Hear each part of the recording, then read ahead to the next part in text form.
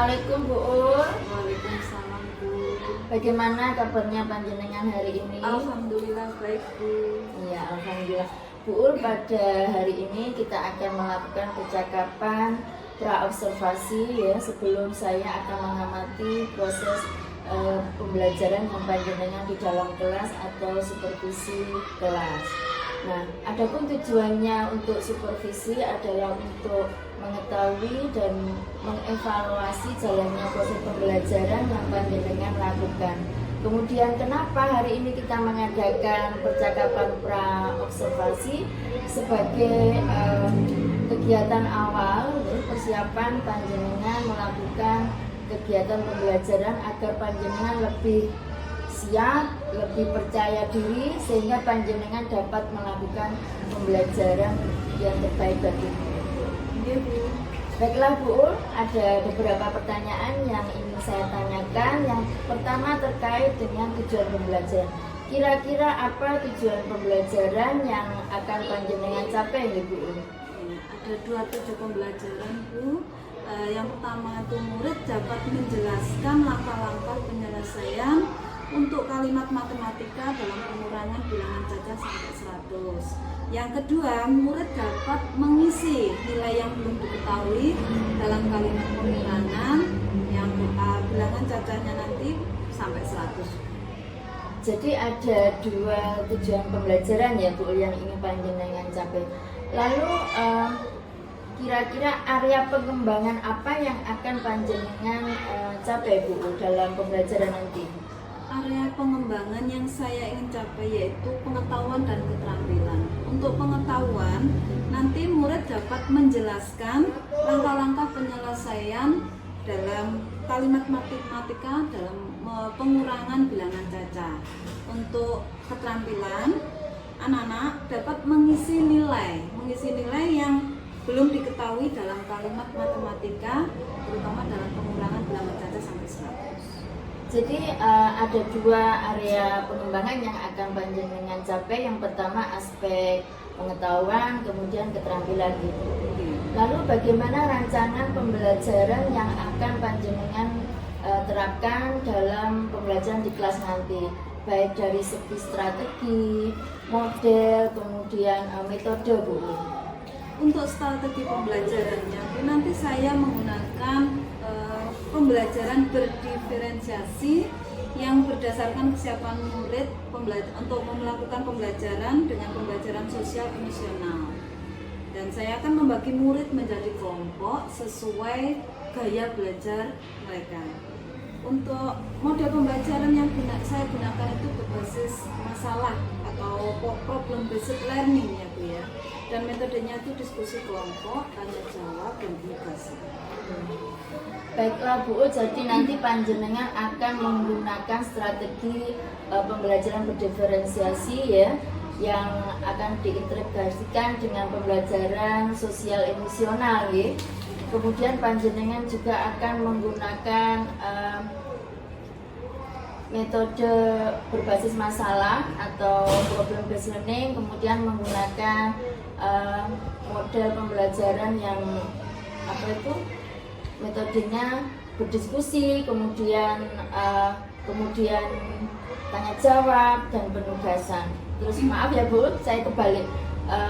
Panjenengan nanti menggunakan strateginya berdiferensiasi, kemudian modelnya berbasis masalah atau problem based learning, kemudian metodenya diskusi kelompok, tanya jawab dan penugasan. Baiklah Bu, lalu kira-kira media apa yang nanti akan panjenengan gunakan Bu dalam pembelajaran nanti? Nanti saya akan menggunakan media konkret atau benda nyata yang ada di sekitar murid, gambar, LCD, dan LKPD. Baiklah Bu, kira-kira kapan waktunya panjenengan melakukan pembelajaran, di hari apa, kemudian jam berapa? Saya akan melakukan pada hari Sabtu jam pertama. Baiklah Bu, insya Allah nanti pada hari Sabtu depan saya akan datang ke kelas 3 untuk mengamati, kemudian mencatat apa saja yang terjadi pada saat panjenengan melakukan pembelajaran ya. Kemudian insya Allah Bu, setelah kita melakukan observasi, panjenengan setelah melakukan pembelajaran, nanti kita akan adakan percakapan pasca observasi yang akan dihadiri oleh Bapak pengajar praktek, yaitu Bapak Arif Maulidana. Sebelum kita akhiri Bu, kira-kira apa yang panjenengan dapatkan dari percakapan kita pada hari ini?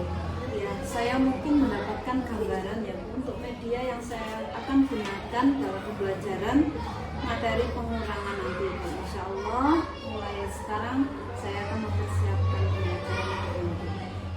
Baiklah Bu, terima kasih banyak atas waktu panjenengan meluangkan waktu untuk berbincang-bincang dengan saya terkait dengan percakapan pra-observasi. Sampai ketemu di hari Sabtu mendatang Ibu nggih. Sama-sama Bu.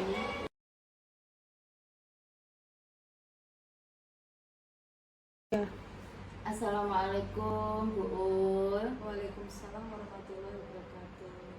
Bu Ul, hari ini kita akan mengadakan percakapan pasca observasi terkait proses observasi kelas yang sudah dilaksanakan atau pembelajaran yang sudah panjenengan laksanakan. Tujuannya untuk mengevaluasi sejauh mana proses pembelajaran yang sudah panjenengan lakukan, Bu.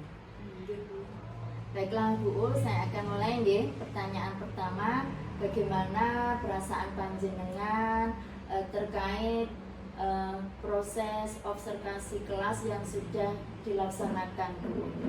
Gitu, untuk perasaan saya karena mungkin belum terbiasa, awalnya saya merasa tegang Bu, tapi alhamdulillah sudah berjalan dengan baik. Alhamdulillah Ibu Ul sudah berjalan dengan baik. Kemudian Bu Ul, tolong panjenengan ceritakan kembali area pengembangan, langkah-langkah, tahapan-tahapan pembelajaran yang sudah panjenengan lakukan di kelas. Yaitu untuk area pengembangannya saya menggunakan pengetahuan dan keterampilan. Untuk pengetahuan itu murid dapat menjelaskan langkah-langkah penyelesaian untuk kalimat matematika dengan pengurangan pada bilangan cacah sampai 100. Untuk pengurangan pada bilangan cacah itu tadi. Sedangkan area keterampilan saya mengisi nilai yang belum diketahui dalam kalimat matematika yang berkaitan dengan pengurangan pada bilangan cacah sampai 100. Sedangkan pembelajarannya itu saya sudah melakukan kegiatan dari awal, kegiatan inti sampai evaluasi sudah saya laksanakan. Jadi area pengembangannya itu aspek pengetahuan dan keterampilan. Lalu menurut panjenengan ini Bu Undin, kira-kira area pengembangan yang sudah panjenengan laksanakan di kelas itu sudah berhasil atau belum Bu? Menurut saya sudah berjalan dengan baik, tapi yaitu Bu, masih ada kekurangan.